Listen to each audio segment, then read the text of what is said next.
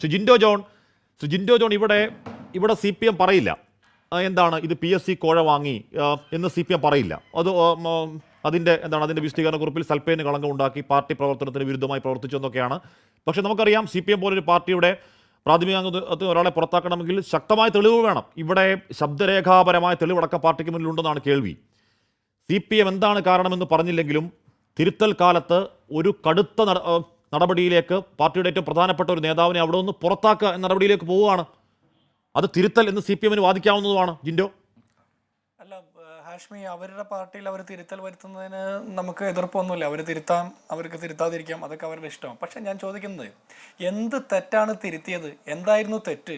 ഈ പ്രമോദ് കോട്ടൂളിയുടെ തെറ്റെന്താണെന്ന് പറഞ്ഞാലല്ലേ ആ തെറ്റാണ് തിരുത്തിയതെന്ന് പറയാൻ പറ്റുള്ളൂ.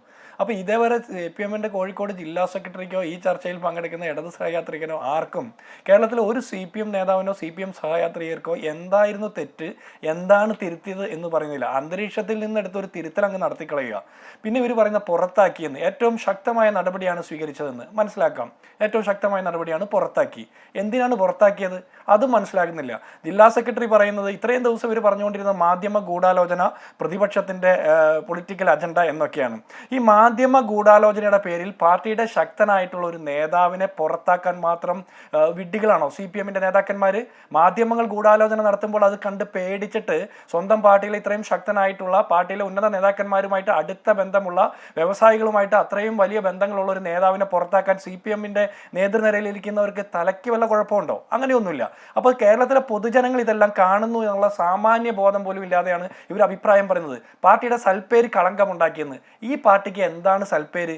താങ്കൾ തന്നെ സൂചിപ്പിച്ചു, പ്രകാശ് ജാവദേക്കറിനെ കണ്ട LDF കൺവീനർ EP ജയരാജൻ എന്തിന് കണ്ടു എന്ന് ഇതേവരെ കേരളത്തോട് പറഞ്ഞിട്ടില്ല.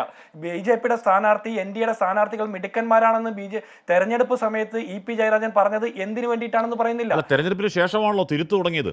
അല്ല, ആയിക്കോട്ടെ ജിൻഡോ ജോൺ, ഇത് മാധ്യമങ്ങളോട് പുറത്തു പറയുന്നില്ലെങ്കിലും ഞാൻ എൻ്റെ ചോദ്യം ആവർത്തിക്കുകയാണ്. മാധ്യമങ്ങളോട് പുറത്തു പറയുന്നില്ലെങ്കിലും എന്താണ് കാരണം എന്ന് ഒളിച്ചു വെക്കാൻ ശ്രമിച്ചാലും ഇനിയിപ്പോൾ താഴേക്കുള്ള റിപ്പോർട്ടിൽ ഒരു പക്ഷേ ഈ കാര്യങ്ങൾ പറയുമായിരിക്കും. അത് CPM പറയുമ്പോൾ പറയാതിരിക്കുകയോ ചെയ്യട്ടെ.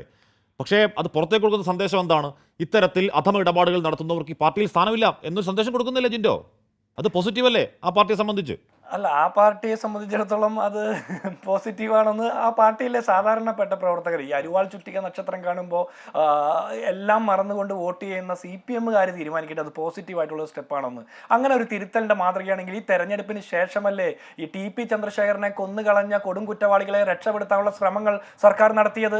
ഈ തെരഞ്ഞെടുപ്പിൻ്റെ ശേഷം തെറ്റിതിരുത്തലിൻ്റെ നടപടി തുടങ്ങിയതിന് ശേഷമല്ലേ കാപ്പ കേസിലെയും വധശ്രമ കേസിലെയും കഞ്ചാവ് കേസിലെയും പ്രതികളെ മാലയിട്ട് സ്വീകരിച്ചുകൊണ്ട് കേരളത്തിൻ്റെ ആരോഗ്യ വകുപ്പ് മന്ത്രി മുദ്രാവാക്യം വിളിച്ച് പാർട്ടിയുടെ ജില്ലാ സെക്രട്ടറി മാലയിട്ട് സ്വീകരിക്കുന്നത് നമ്മൾ കണ്ടത്? അപ്പോൾ ഇതൊന്നും തിരുത്തലിൻ്റെ മാതൃകയല്ല.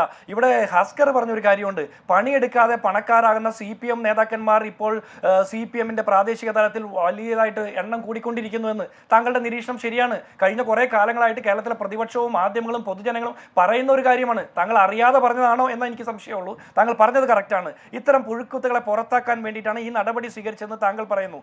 ഇത്രയും ദിവസം ഇത് ചർച്ച നടക്കുമ്പോൾ, ഈ PSC കോഴയുമായി ബന്ധപ്പെട്ട വിഷയം ചർച്ച നടക്കുമ്പോൾ നിങ്ങൾ പറഞ്ഞത് മാധ്യമ സൃഷ്ടിയാണ്, പ്രതിപക്ഷത്തിന്റെ സൃഷ്ടിയാണ് എന്നൊക്കെയാണ്. നിയമസഭയിൽ മുഖ്യമന്ത്രി അടക്കം കേരളത്തിലെ ഭരണപക്ഷത്ത് നിൽക്കുന്ന മുഴുവൻ ആളുകളും അത് പറഞ്ഞത് ഇങ്ങനെ ഒരു സംഭവമില്ലെന്ന.